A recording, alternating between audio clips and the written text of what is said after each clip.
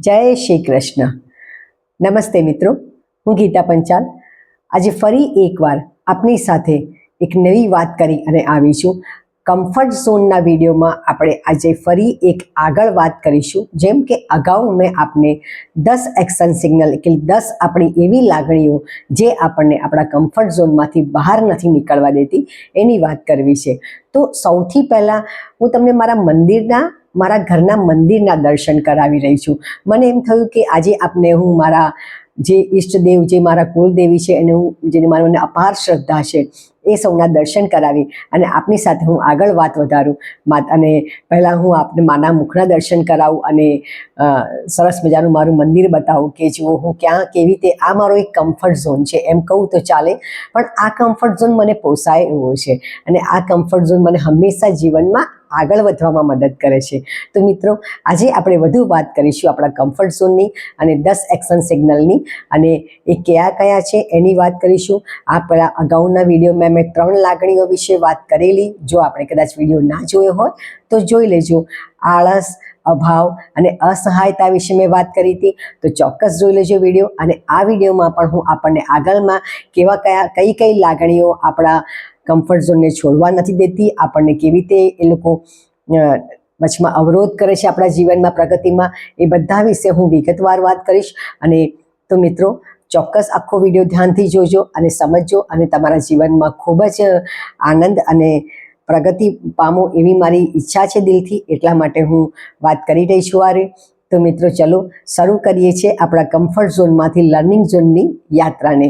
તો મિત્રો, છેક સુધી વિડીયો જોજો ને તો છેલ્લે સુધી આપને એક બરાબરનો એવો સરસ પોઈન્ટ બતાવવાની છું છેલ્લે, કે જેનાથી આપને એમ થશે કે હા, જીવનમાં હું આજે જ એક ડગલું આગળ વધી શકું છું. તો મિત્રો, ચલો વાત કરીએ છીએ આપણા કમ્ફર્ટ ઝોનમાંથી લર્નિંગ ઝોનની યાત્રાની.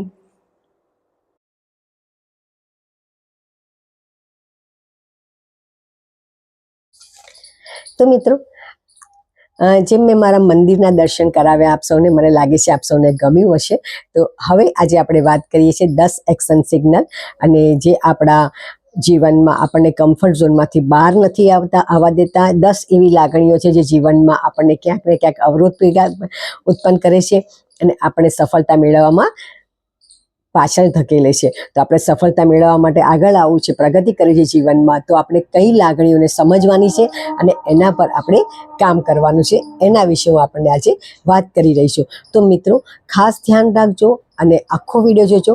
અને છેલ્લે હું આપણે એક એવી લાગણીમાંથી બહાર નીકળવાની એવી તરકીબ બતાવવાની છું જે આપને ખૂબ ઉપયોગી થઈ પડશે. તો ચલો મિત્રો, વાત કરીએ છીએ આજે વધુ 3 એવી લાગણીઓ, જે હતાશા, નિરાશા અને ભય. તો આ હતાશા, નિરાશા અને ભય આપણા જીવનમાં કેવી રીતે અવરોધ કરે છે એના વિશે હું આપને વાત કરું છું. તો મિત્રો સમજો, હતાશા એટલે શું? પહેલાં તો કોઈ પણ વસ્તુમાંથી આપણે બહાર નીકળવું હોય, કાં તો આપણે એને સમજવી હોય, તો આપણે એને બરાબર એના અર્થને સમજવો પડે છે. જ્યારે આપણને કોઈ પણ વસ્તુ વાપરતા આવડવી હોય તો આપણે બરાબર એને સમજીએ છીએ કે આ વસ્તુ શું છે. એમ આપણે કોઈ પણ લાગણીમાંથી પણ બહાર નીકળવું હોય તો આપણે સમજવું પડે કે આ લાગણી કેવી છે અને આ લાગણીનો અર્થ શું છે અને એ આપણા જીવનને કેવી રીતે અસર કરે છે. તો આજે હું વાત કરું છું હતાશાની. તો હતાશા શું કરે છે? હતાશાનો અર્થ પહેલાં તો સમજીએ કે હતાશા એટલે કે આશાને હત થવી. આપણે બધાએ નાના બાળક હોય અને ક્યારેક કંઈક એને કોઈ વાગે કે કંઈ કરે કે એવું રડે તો આપણે શું કહે છે? હત કરી દે, એને મારી દે. એટલે બાળક ખુશ થઈ જાય. બાળક ખાલી હત કરે અને આપણે કાં તો કોઈને વળ્યું તો આપણે હત કરીએ, એટલે હત કરી, એટલે બાળક ખુશ થઈ જાય કે હા, હવે છાનું થઈ જાય છે. તો આમ આપણે પણ જ્યારે આપણી આશા કોઈ હત કરે છે ત્યારે આપણા જીવનમાં આપણે પાછળ થઈ જઈએ છીએ અને આપણે અટકી જઈએ છીએ. તો આ આશાને હત કેવી રીતે થાય છે તો એના વિશે વાત કરું. આશાને હત અને આશા, એને મતલબ છે હતાશા. તો એ શું કરે છે એની વાત કરું. તો મિત્રો, જ્યારે આપણે કોઈની પર આશા રાખીએ છીએ અને એ આશા આપણી કામ નથી કરતી, અથવા તો એ આશા ઠગારી નીવડે છે, ત્યારે આપણને હતાશા આવે છે. કોઈ બહુ કીધું હોય કે હું આ કામ કરી દઈશ ને, હું તારા માટે તો હું આમ કરીશ ને, મારો જીવ આપી દઈશ ને, ચાંદ લાવી દઈશ ને, આ કરે, અને પછી કોઈ કારણસર માણસ નથી કરતું. અથવા તો સૌથી સ્પષ્ટ બાબત એ છે કે એને ખાલી વાત જ કરી છે. કારણ કે જેને માણસને કામ કરવું હોય ને એ કોઈ દિવસ વાત નથી કરતો, એ લાવીને ચાંદ તારા તમારા કદમોમાં મૂકી જ દે છે. પણ જેને માત્ર વાત કરવી હોય એ એવું કહે છે કે હું ચાંદ ને તારા લાવીને તારા કદમોમાં મૂકી દઈશ, પણ એવું બધી વખતે બનતું નથી. કારણ કે ચાંદ તારાને કદમોમાં લાવીને નથી મૂકવાના, કારણ કે એ તો આકાશમાં છે ને ત્યાં જ શોભે છે. તમારા માટે જે જોઈતા કામ છે, તમારા જરૂરી કામ છે, તમને જે જરૂર છે એવું જ્યારે માણસ કરે ત્યારે એ તમારી આશા પૂરી કરવાનો છે એવું તમારે સમજવું પડે. બાકી ખાલી વાતો કરનારા તો ઘણા મળે છે, અને આપણે આવી વાતોથી પ્રેરાઈ અને આપણા જીવનને અને આપણા મનને ક્યાંક ને ક્યાંક નુકસાન કરીએ છીએ મિત્રો. આશા, આવી હતાશા એ મોટે ભાગે એના મૂળમાં અપેક્ષા છે, અને આ અપેક્ષા જ આપણને દુઃખી કરે છે. જ્યારે આપણે વધુ પડતી આશા કોઈની પાસે રાખીએ છીએ એ અપેક્ષાના સ્વરૂપમાં આવી જાય છે, અને ત્યારે અને એમાં નિરાશા મળે છે, હતાશા મળે છે, આવું બને છે. કારણ કે એ જે વધુ પડતી આશા હોય ને ત્યારે એ પૂરી નથી થતી, અને ત્યારે આપણે હતાશ થઈ જઈએ છીએ અને આપણે કોઈ પણ કામ કરવા માટે આગળ વધતા નથી. ધારો કે ક્યાંક જવું છે આપણને, અને કોઈકે કીધું હશે કે હારે નાના હું તારી સાથે આવીશ, અને દરેક વખતે પછી કોઈને કોઈ બહાનું કાઢી અને એને પાછળ ઠેલ્યા કરે, કારણ કે એને જવાની ઈચ્છા નથી, જવું છે મારે. જો મિત્રો સમજો, જેને જવું હોય એને જ એની ઈચ્છા હોય અને એને જ ડગલા ભરવા પડે પહેલા. બાકી તો પાછા ચાલને આવતા રહેશે, ચાલવા જેને આવું છે ને તો, પણ નથી આવું એ તમને ખાલી ઠાલા ઠાલા વચનો જ આપે છે. તો માત્ર આવું આપણે જો 2 થી 3 વાર આપણી સાથે થાય, કોઈ માનવી આપણને એવું કે હા હું કરીશ, પણ એ ના કરે, ત્યારે સમજી જવું પડે આપણે કે એ ખાલી મને વાતો કરે છે અને ખાલી ઠાલા વચનો આપે છે. એ મારી સાથે આગળ વધવા માંગતો નથી અથવા માંગતી નથી, એ ખાલી મને બતાવવા માટે આ વાત કરે છે. એટલે અહીં મારી એની જોડે જે આશા છે એ પૂર્ણ નથી થવાની, અને પછી મારી આશા અપેક્ષામાં બદલી જશે કે તું તો આવ્યો નહીં, તે તું આવી નહીં, તે આમ ના કર્યું, તે તેમ ના કર્યું. તો શું થશે? સૌથી વધુ એની ખરાબ અસર મારા મન પર, એટલે કે જે માણસ આશા રાખે છે એના મન પર જ પડે છે, અને એને જ હતાશા સાંપડે છે, અને એ પોતાના કામમાં આગળ વધવા માંગતો નથી, કાં તો આગળ વધી શકતો નથી. તો આ લાગણીને આપણે બહુ સ્પષ્ટ રીતે સમજવાની છે કે એ કોઈ પણ માનવી કે કોઈ વસ્તુ જોડે આપણે જ્યારે આશા રાખીએ અને એ 2 થી 3 વારમાં પૂરી ના થાય તો બહુ વધારે પડતી ધીરજ રાખ્યા વગર આપણે આપણી મેળે ચાલવતા નીકળવું પડે. આપણે પોતાના એફર્ટ્સ આપવા પડે અને આપણે પોતાનું આપણું કામ શરૂ કરી દેવું જોઈએ, જેથી પેલો માણસ પણ પ્રેરાય કે ના, આ કામ કરવા માટે કટિબદ્ધ છે અને એને કરવું જ છે. તો એ તમારી જોડે જોડાઈ જશે અને એ પણ તમને પૂરેપૂરો સહકાર આપશે. તો આ આપણે સમજીએ છીએ કે હતાશાની લાગણીને આપણે કેવી રીતે દૂર કરી શકીએ છીએ.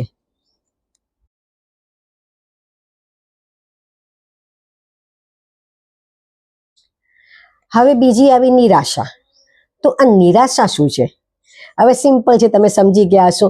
જ્યાં કોઈ આશા જ નથી એ નિરાશા, જ્યાં આશા હત થઈ છે કે આશા તૂટી છે વારંવાર એ હતાશા, અને જ્યાં કોઈ દિવસ કોઈ આશા જ નથી કે આ માણસ પાસે મને કોઈ આશા જ નથી કે કોઈ મારું કંઈ કરવાનું, એટલે એ નિરાશા છે. અને નિરાશ માનવી જીવનમાં ક્યારેય આગળ વધી શકતો નથી. અને આ નિરાશા કેમ મળે છે અને કેમ થાય છે? એ જ્યારે માણસ પોતે પોતાના માટે કંઈ નથી કરવા ધારતો અથવા કશું કરવું નથી અને પોતાના કમ્ફર્ટ ઝોનમાં બેસી રહેવું છે, જીવનમાં આગળ નથી વધતું, માત્ર ને માત્ર ફરિયાદ કરવી છે. મિત્રો ધ્યાનથી સાંભળજો. માત્ર ને માત્ર એને પોતાના જીવનમાં અભાવની ફરિયાદો કરવી છે. અભાવને દૂર કરવા માટે કશું જ કરવું નથી. રોજ સવારે ઉઠી શેખ ચલ્લીના સપના જોવા નથી, કશું જ નથી કરવું. શેખ ચલ્લીના સપના પણ નથી જોતો એ માણસ. જુઓ, સપના જોવા છે એ તો હતાશાવાળા જુએ, અને સપના જોતા પણ નથી એ નિરાશાવાળા. આ બેમાં ફરક છે. એને કંઈ જીવનમાં કશું કરવું જ નથી, બસ જ્યાં છે એમ રહેવું છે, ખાલી ફરિયાદો કરવી છે. એ માણસને નિરાશાની લાગણીથી પીડાય છે એવું સિમ્પલ સમજી લેવાનું તમારે. તમારી આસપાસ જો કોઈ આવા હોય અને એ ખાલી ફરિયાદ જ કરતા હોય, કોઈ બદલાવની વાત ના કરતા હોય, કારણ કે બદલાવ આપણે પોતે લાવવો પડે છે, બદલાવ એમને એમ આવતો નથી. એક નાનકડા ઉદાહરણ સાથે બહુ સરસ રીતે સમજાવું અને બહુ મજા આવશે તમને. આ બહુ બધાને અસર કરશે, ખબર પડશે કે આ ઉદાહરણ એકદમ સચોટ છે. જ્યારે નાનું બાળક હોય ને, બહુ નાનું 3-3.5 મહિનાનું બાળક હોય અને એ પડખું ફરતા શીખે, ત્યારે આપણને બધાને થાય કે હવે તેને ઊંધું પડતા આવડી ગયું છે. અને ત્યારે થોડું એક પડખે થાય ને ત્યારે આપણે એને ઊંધું પાડી દઈએ. આપણે બધા એવું કર્યું છે, માતા છીએ કે આપણે બાળક આપણી આસપાસ હશે નાનું તો આપણે એને મદદ કરીએ, પણ જેવું આપણે એને મદદ કરીએ તો શું થાય છે ખબર છે? એનું પેટ દબાય ને એટલે રડવા માંડે અને એને પાછા સીધા થઈ જવું હોય. પણ જેવું એને પોતાને જાતે 4-5 મહિને જાતે એને ઊંધું પડતા આવડી જાય ને ત્યારે એ રડતું નથી. જુઓ, ત્યારે એ પગ હલાવે છે અને આગળ વધવાની કોશિશ કરે છે. એ પેટથી એ ચાલવાની આગળ કરે છે, પગથી ધક્કો મારી અને આગળ ચાલવાની કોશિશ કરે છે. તમને એમ થશે કે આ અહીંયા રિલેટેડ કેવી રીતે છે? તો બહુ ધ્યાનથી સમજજો અને સમજજો. જ્યારે કોઈ માણસ તમને ધક્કો મારીને તમને કામ કરાવે ને તો તમને મજા નથી આવતી, પણ જ્યારે તમે જાતે ઊંધા પડીને કામ કરવા માટે, એ કામ માટે તમે ઊંધા માથે તમે પડી જાઓ છો કે હવે મારે કરવું જ છે, કામની પાછળ પડો છો ને, ત્યારે તમને કામમાં આગળ આવે છે અને તમે પણ તમારા પગેથી ધક્કા મારી અને આગળ વધવાની કોશિશ કરો છો. મિત્રો, બરાબર સમજાઈ ગયું ને? તો આ નિરાશાને પણ આપણે આવી રીતે ધકેલવી પડે. આપણને કોઈ ઊંધા પાડે ને તો નહીં પડવાનું, આપણે જાતે ઊંધા પડી અને ધક્કા મારી અને આગળ વધવાની કોશિશ કરવાની. આપણે આગળ ચાલવાનું છે. તો નિરાશા આમ ખંખેરાઈ જશે અને કોઈની પાસે આશા રાખ્યા કરતાં પોતાની જાત પાસે સૌથી મોટી આશા રાખો કે તું તો ગીતા આ કામ કરવાની જ છે, તારા માટે જ આ કામ બન્યું છે અને તું જ આ કામ કરશે અને તારાથી સારું વધારે કોઈ આ કામ કરી જ ના શકે, એવું પોતાની જાતને વારંવાર કહેવાનું. એનાથી શું થશે?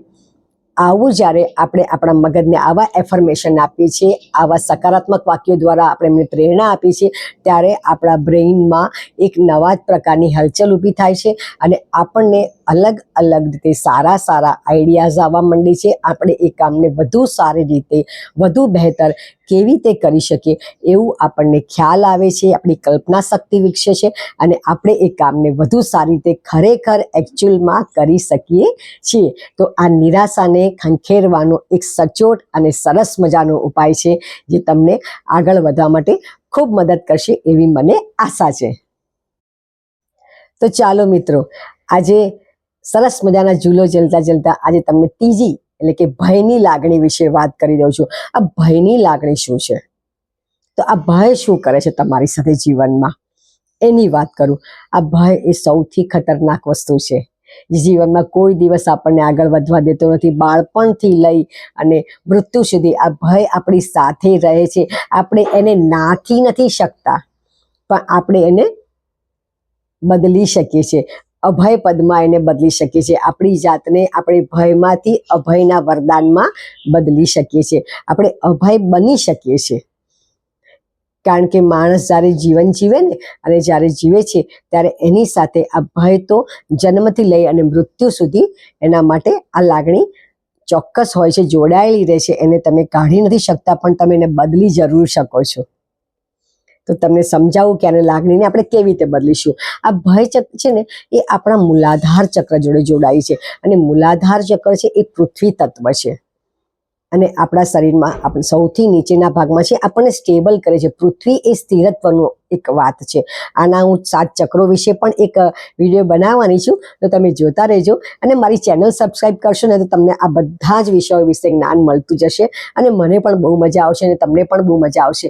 જ્યારે આપણા શરીરના 7 ચક્રો વિશે તમે જાણશો ત્યારે એમ થશે કે આટલું બધું અદ્ભુત જ્ઞાન અને આટલી બધી અમાપ અનંત શક્તિ આપણી અંદર પડી છે અને તમને ખૂબ પોતાને જ પ્રેરણા એનાથી મળશે. તો મિત્રો, ધ્યાનથી સાંભળજો. આ ભય એક લાગણી એવી છે કે જે આપણને જીવનમાં બાળપણથી લઈ જન્મથી લઈને મૃત્યુ સુધી આપણી સાથે જોડાયેલી છે અને આપણને આગળ વધતા રોકે છે.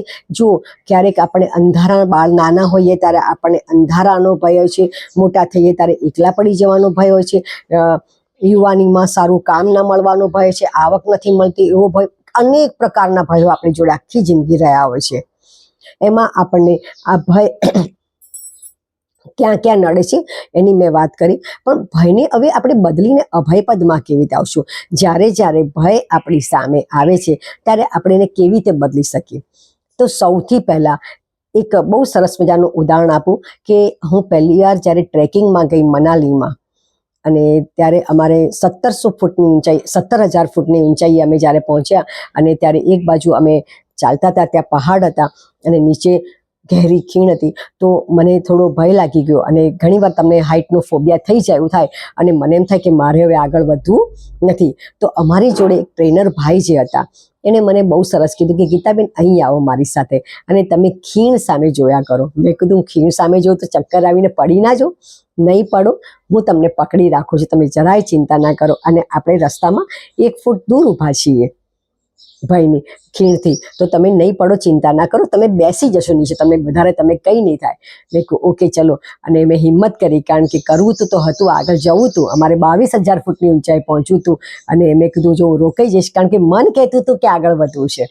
અને ત્યારે અમે ખીણમાં 2 જણ સાથે મારો હાથ પકડીને ઊભા રહ્યા, અને અમે ખીણ સામે જોયા કર્યું. અને થોડીક વાર જોઉં છું, 5-1 મિનિટ મેં ખીણ સામે જોયું. શરૂઆતમાં તો બીક લાગી, પછી જોયા જ કર્યું, અને જોયું ત્યારે મને એવું લાગ્યું કે આ તો ખીણ જેમ જેમ ઉપર આવતી જાય છે. અને જેમ જેમ ધ્યાનથી જોતી ગઈ, તો થોડીક વારમાં જ એક બાળક હતો, એની પાછળ બહુ બધા ઘેટા બગડા લઈ અને એ ઉપર ચડતો હતો, ખીણમાંથી ઉપર.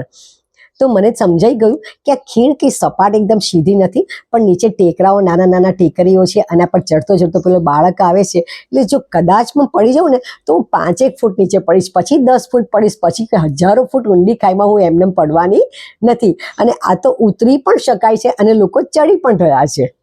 એક નાનો 10 વર્ષનો બાળક જોઈને ચડી શકતો હોય, તો હું તો બિલકુલ ચડી શકું, અને મારે ડરવાનું નથી. એટલે આ એક કારણ હતું. અને કીધું જ્યારે ભય સામે ત્યારે તમે ઊભા રહો છો ને, ત્યારે એ ભય અટકી જાય છે, અને તમને ભયમાંથી બહાર નીકળવાનો રસ્તો મળી જાય છે. જેમ કે આપણે ઘણીવાર જોયું હોય કે કહેતા હોય કે કોઈ કૂતરું પાછળ પડે ને તો ઊભા રહી જવાનું. તમે હસશો કે હા છે ને, ઊભા રહી જઈએ ને તો એ પણ અટકી જાય છે. એમ ભય પણ એવો છે, તમે ઊભા રહી એની સામે જોશો ને તો એ અટકી જશે. મિત્રો, આ એક બહુ સચોટ ઉપાય છે. જે વસ્તુથી ભય લાગતો હોય એ ભયની સામે જઈને ઊભા રહી જવાનું, અને એને ધારીને થોડીક વાર જોવાનું રાખશો ને, તો એ માણસ પોતે, જો કોઈ વ્યક્તિ તમને ભય પમાડતો હશે ને, તે પોતે પણ ભય પામતો હશે, કારણ કે ભય દરેક માનવીના અંદર છે. કોઈ એક જણા નહીં, દરેક માનવી, કોઈ જબરો હોય કે કોઈ ગુંડો હોય, કોઈ પણ હોય, દરેકના મનમાં ભય છે, અને એ છે મૃત્યુનો ભય. પણ આપણને એમ લાગે છે કે હું આ ભયથી બહાર નીકળી જઈશ, અને મને આ ભય મને સતાવે છે, આ ભય મને પીડે છે. તો એ ભયને છોડવા માટે આપણે બહુ સચોટ એકલા જે ભયની સામે ઊભા રહી જઈ અને એને થોડીક વાર જોયા કરજો કે આ ખરેખર સનો ભય છે, અને આખું ચિત્ર સ્પષ્ટ થઈ જશે, અને તમને થશે કે આ મારો ભય સાવ જ ખોટો છે, અને આ તો મારા માટે આરામથી પાર કરી જાઉં, હું આના ઉતરી પણ શકું અને ચડી પણ શકું, એવી મારી તાકાત છે, અને એવી મારી હિંમત છે, અને હું આ બધું જ કામ આરામથી કરી શકું, એવી મારી કાબેલિયત છે. ત્યારે આપણે આ વસ્તુને પાર કરી શકીએ છીએ, અને આપણે ભયમાંથી મુક્ત થઈ શકીએ છીએ. મિત્રો, આવી જ બીજી આપણે હજી તો આપણે 3-6 લાગણી જાણ્યા, હજી આપણે બીજી 4 લાગણીઓ વિશે વાત કરું. તો હવે ફરી આના પછીના બીજા વિડીયોમાં હું એ 4 લાગણીઓ વિશે વાત કરીશ. એ લાગણીઓ કઈ છે એ જાણવા માટે બન્યા રહેજો, અને અહીંયા એન્ડ સુધી જોજો, એટલે તમને 4 લાગણીઓ વિશે પણ હું લખું છું કે મેં કઈ 10 લાગણીઓ છે, અને આપ સમજી જશો. તો ચાલો મિત્રો, ફરી એકવાર મળીએ છીએ નવા વાત સાથે, નવી વિગતો સાથે, અને આજ આપણે આપણા કમ્ફર્ટ ઝોનમાંથી બહાર નીકળી લર્નિંગ ઝોનમાં કેમ ચાલી જઈએ એના વિશે હું આપને વિગતવાર વાત કરીશ. તો મિત્રો, ત્યાં સુધી ખુશ રહો, આનંદમાં રહો, અને હોશમાં રહો, મસ્ત રહો, અને સ્ત્રોતમાં રહો. નમસ્તે, હું ગીતા પંચાલ. આપને આ વિડીયો ગમ્યો હોય તો લાઈક કરજો, શેર કરજો, અને સબસ્ક્રાઈબ કરજો મારી ચેનલને. ખૂબ ખૂબ આભાર.